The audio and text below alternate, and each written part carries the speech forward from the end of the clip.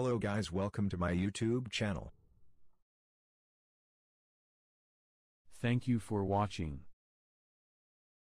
Alhamdulillahi Rabbil Alameen. Wassalatu wassalamu ala Sayyidina wa Maulana Muhammadan abduhu wa rasuluhu. فأعوذ بالله من الشيطان الرجيم بسم الله الرحمن الرحيم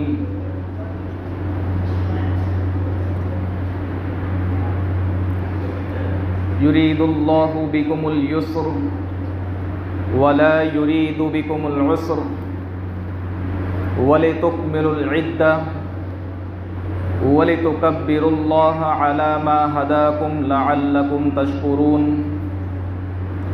وقال النبي صلى الله عليه وسلم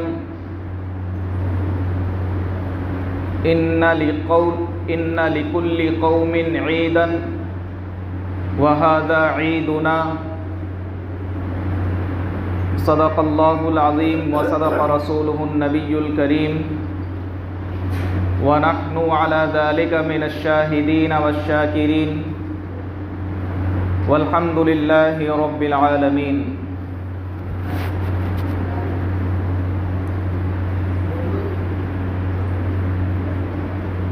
بزرگوں، دوستوں اور نوجوان بھائیوں،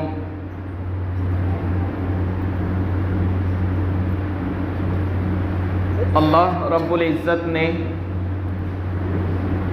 ایک مقدس اور بابرکت مہینے کے اختتام پر، تکمیل پر ایک انعام سے نوازا ہے.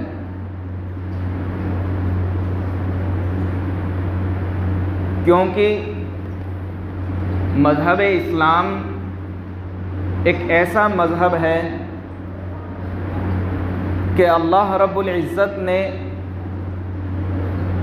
یہ طے کر دیا کہ بندہ جب میری عبادت کرے گا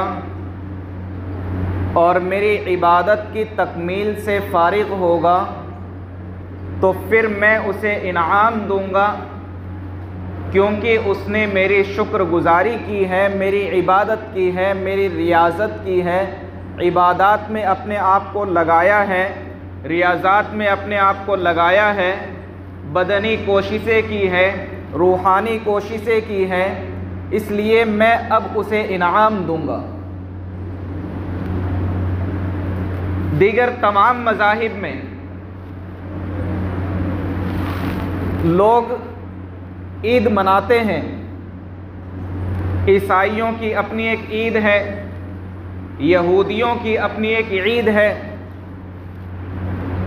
ہمارے ملک میں غیر بھائیوں کی ایک عید ہے، وہ اپنی ایک خوشی اور اپنی ایک عید مناتے ہیں. لیکن یہ صرف اور صرف اعجاز، یہ امتیاز، یہ خصوصی صفت صرف اور صرف مذہب اسلام کو حاصل ہے کہ یہاں جو خوشی ملتی ہے اس کا کوئی نہ کوئی ریزن ہوتا ہے، خوشی کا کوئی نہ کوئی ایک بہانہ ہوتا ہے. اللہ تبارک و تعالی ہر سال وہ عطا فرماتے ہیں اور اس کے بعد میں اس خوشی کا اظہار ہوتا ہے. مثال کے طور پر عیسائی اپنی عید مناتے ہیں حضرت عیسیٰ علیہ السلام کی پیدائش پر. اب پیدائش تو ہوئی ایک مرتبہ،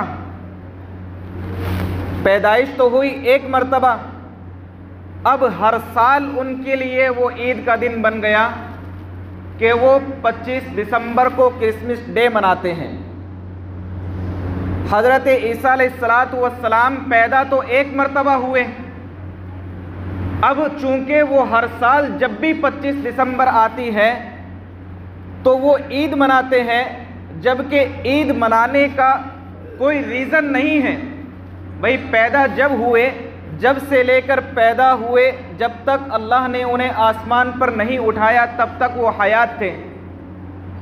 اب گھر میں بچہ اگر پیدا ہو تو وہ پیدا اگر کل بھی ہوا، آج بھی پیدا ہے، جب تک اللہ نے اس کی زندگی رکھی ہے تب تک وہ زندہ ہے، تو اس کا مطلب تو یہ نہیں کہ ہر دن اس کے لیے منایا جائے، ہر دن اس کے لیے سیلیبریٹ کیا جائے۔ یہ تو بہانہ اور مطلب نہیں ہے، یہ کوئی ریزن نہیں ہے۔ اللہ تبارک و تعالی نے یہ خصوصی امتیاز دیا ہے مذہب اسلام کو کہ ہر سال اللہ تبارک و تعالی رمضان المبارک کا مقدس مہینہ عطا فرماتے ہیں، مسلمان عبادت کرتے ہیں، اپنے اللہ سے لو لگاتے ہیں، دعائیں مانگتے ہیں، راتوں میں تراویح پڑھتے ہیں، دن میں قرآن کریم مقدس تلاوت کرتے ہیں، اپنی نمازوں کی پابندی کرتے ہیں، روزہ رکھتے ہیں۔ یہ تمام کے تمام چیزیں ہوتی ہیں، اور پھر اللہ تبارک و تعالی جو عید کے دن، جو افطار کا دن ہے، اس دن روزہ نہیں رکھا جاتا، عید کا دن جو افطار کا دن ہے، اللہ تبارک و تعالی کی مہمان نوازی کا دن ہے۔ اللہ فرماتے ہیں کہ میں بادشاہ ہوں، میں احکم الحاکمین ہوں، میں تمہیں یہ حکم دیتا ہوں کہ تم نے مقدس مہینے میں رمضان المبارک کے روزے رکھے، پورے مہینے روزے رکھے، آج میری طرف سے تمہیں یہ انعام ہے کہ آج تمہیں میں مہمان نوازی کے طور پر یہ دن عطا کرتا ہوں۔ اور تو اور یہ ہر سال ہمارے پاس آتا ہے، رمضان المبارک کا مقدس مہینہ ہر سال ہمارے پاس آتا ہے۔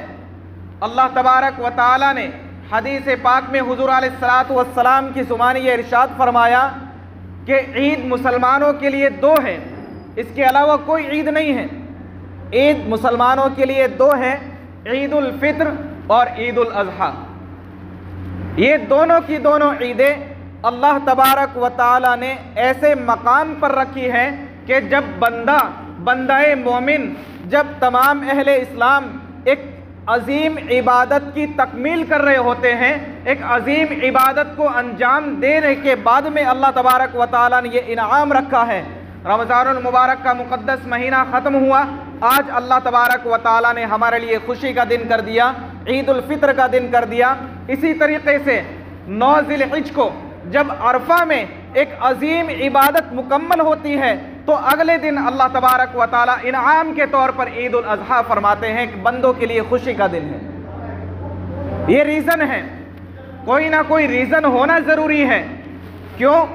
اگر بغیر ریزن کے کوئی چیز ہو تو یقیناً وہ سیلیبریٹ کے لائق نہیں ہے۔ وہ اللہ تبارک و تعالیٰ کا دیا ہوا دن خوشی کا دن ہے، تو اس کے پیچھے اللہ تبارک و تعالیٰ نے 2 عظیم عبادتوں سے نوازا۔ عظیم عبادتوں کے نوازنے کے بعد اللہ تبارک و تعالیٰ نے خوشی کا دن عطا فرمایا۔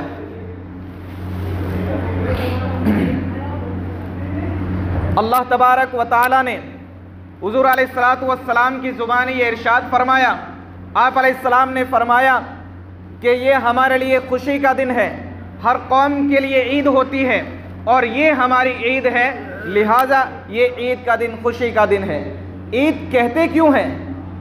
عید کا مطلب ہے جو چیز بار بار لوٹ کر کے آئے، جو چیز پلٹ کر آئے، اور یقیناً یہ سال کے اختتام پر، رمضان المبارک کے ختم پر، رمضان المبارک کی تکمیل پر، ایک عظیم عبادت کو انجام دینے کے بعد ہر سال ہمارے پاس عید آتی ہے، ہر سال یہ پلٹ کر آتی ہے، ہر سال یہ پلٹ کر آتی ہے۔ کیوں؟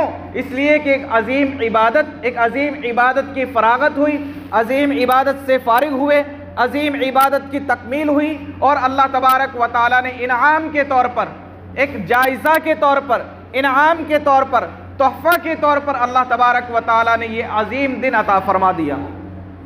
حضور علیہ السلام نے، نبی کریم صلی اللہ علیہ وسلم عید کے دن خوشی کے ساتھ ساتھ ہمیں یہ حکم دیا کرتے تھے کہ اگر کوئی تمہارا پڑوسی غریب ہے، نادار ہے، اگر تمہارا پڑوسی مستحق ہے، اگر وہ زکوٰۃ کا مستحق ہے، فطرے کا مستحق ہے، یقیناً آپ کی عید تب ہوگی جب آپ کا پڑوسی بھی عید منا رہا ہو۔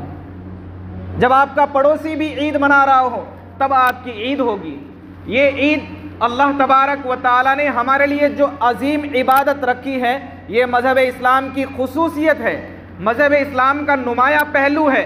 مذہب اسلام کی خاص بات ہے کہ یہاں صرف اور صرف مالداروں کے لیے نہیں بلکہ تمام کے تمام اہل اسلام کے لیے اللہ تبارک و تعالیٰ نے جو سرمایہ دار کے لیے چیز رکھی ہے وہ چیز غریبوں کے لیے رکھی ہے۔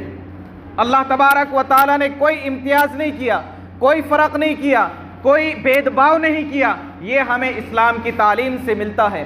قرآن کریم کی آیت میں نے آپ حضرات کے سامنے تلاوت کی، یرید اللہ بکم اليسر ولا یرید بکم العسر ولتکملوا العدہ ولتکبروا اللہ علی ما ہداکم لعلکم تشکرون۔ اللہ تبارک و تعالی شریعت نبویہ تمہارے سامنے آسانی کرنا چاہتی ہے، تمہارے سامنے تنگی نہیں کرنا چاہتی۔ وَلِتُكْمِلُوا الْعِدَّةَ، اور چاہتی یہ ہے کہ تم ایام معدودہ کو، جو چند دن تھے رمضان المبارک کے، 29 دن کبھی 30 دن، جب مہینہ مکمل ہو گیا، چاند نظر آ گیا، اب اللہ تبارک و تعالیٰ کی طرف سے اعلان ہوا کہ اب تم خوشی کا دن مناؤ، عید کا دن مناؤ۔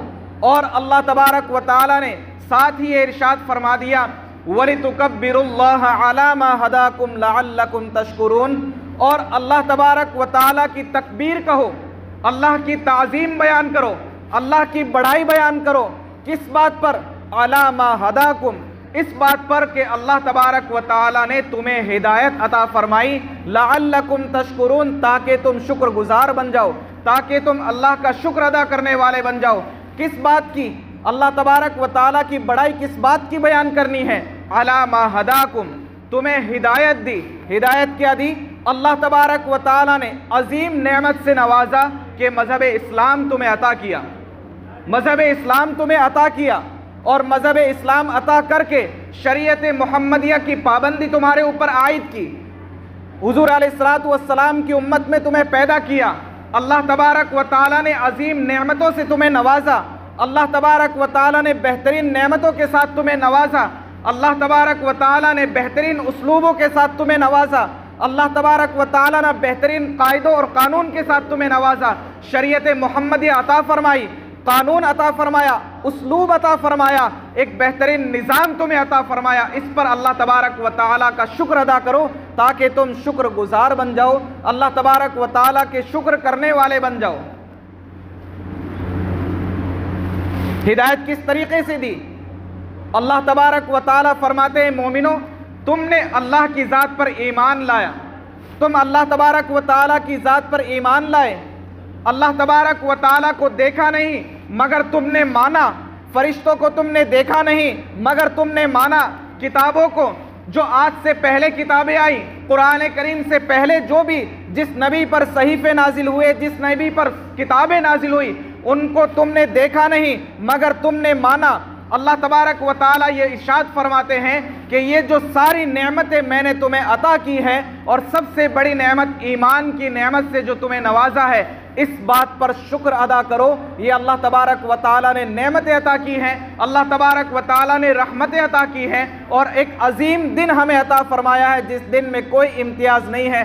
غریب ایک طرف کھڑا ہے تو امیر بھی وہی کھڑا ہے، اگر سرمایہ دار ایک طرف ہے تو وہی نادار بھی کھڑا ہے، اگر مستحق ہے تو صاحب اقتدار بھی وہی کھڑا ہے، اگر مقام اور مرتبہ رکھنے والا وہی ہے تو غیر مقام اور مرتبہ رکھنے والا بھی تمہارے سامنے اسی مقام پر کھڑا ہے۔ اس بات پر اللہ تبارک و تعالیٰ کی شکر گزاری کرو کہ اللہ تبارک و تعالیٰ نے کوئی بھید بھاؤ نہیں کیا، کوئی امتیاز نہیں کیا، کوئی فرق نہیں کیا۔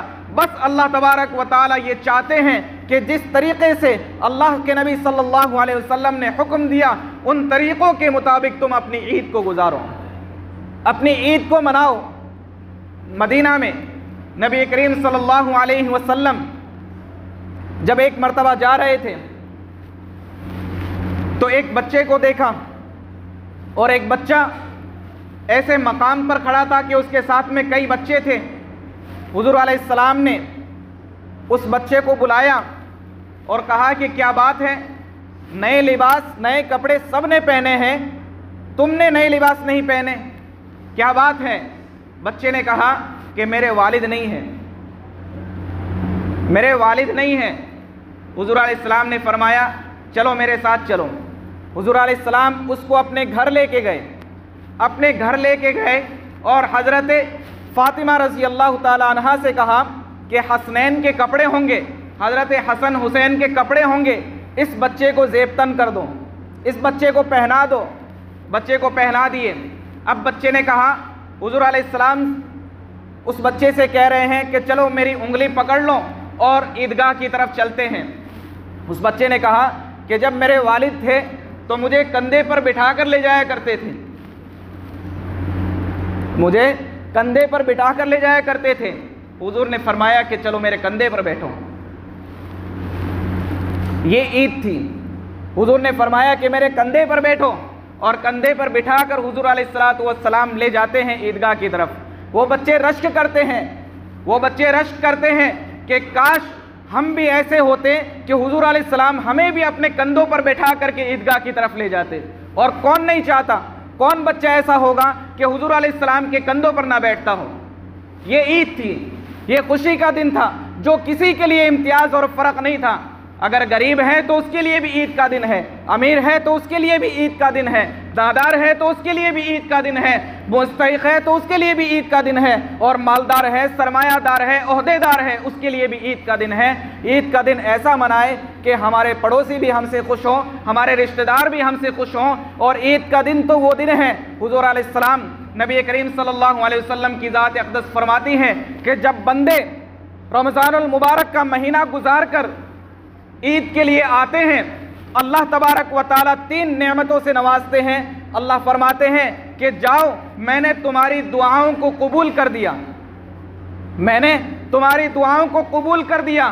پھر فرماتے ہیں کہ میں آج جو مانگی جائے گی تمہاری دعائیں، جو بھی مانگی گئی اس سے پہلے دعائیں، تو اللہ تبارک و تعالیٰ فرشتوں کو گواہ بنا کر یہ کہتے ہیں کہ فرشتوں یہ بتاؤ، حالانکہ اللہ تبارک و تعالیٰ سب کچھ جانتے ہیں، اللہ کے علم میں سب کچھ ہے، گواہ کے طور پر فرشتوں سے اللہ تبارک و تعالیٰ حکم دیتے ہیں، فرماتے ہیں کہ فرشتوں یہ لوگ جو عید کی نماز کے لیے آئے ہیں، جو عید کی نماز کے لیے آئے ہیں، یہ میرے مزدور ہیں، یہ میرے مزدور ہیں، انہوں نے اپنی مزدوری پوری کی ہے، انہوں نے رمضان المبارک کے روزے رکھے، انہوں نے راتوں میں تراویح پڑھی، انہوں نے قرآن کریم پڑھا، انہوں نے صدقات و خیرات کیے، انہوں نے خیرات و خیرات کیے، اور انہوں نے تمام رشتہ داروں کے ساتھ صلہ رحمی کی۔ یہ تمام نعمتیں انہوں نے کی ہے، اور تمام درخواستیں انہوں نے کی ہے، دعائیں کی ہیں۔ تو پھر بتاؤ کہ یہ میرے جو مزدور ہیں، ان مزدوروں کو کیا اجرت ملنی چاہیے؟ فرشتوں نے کہا کہ اللہ تبارک و تعالی مزدور کے لیے تو یہ حکم ہے کہ جب مزدور مزدوری کرے تو اس کو مکمل اپنی مزدوری دے دی جائے، مکمل مزدوری دے دی جائے۔ اللہ تبارک و تعالی فرشتوں کو یہ گواہ بنا کر کے ارشاد فرماتے ہیں کہ فرشتوں گواہ رہو، میں نے ان تمام کی مغفرت کر دی، ان تمام کی مغفرت کر دی۔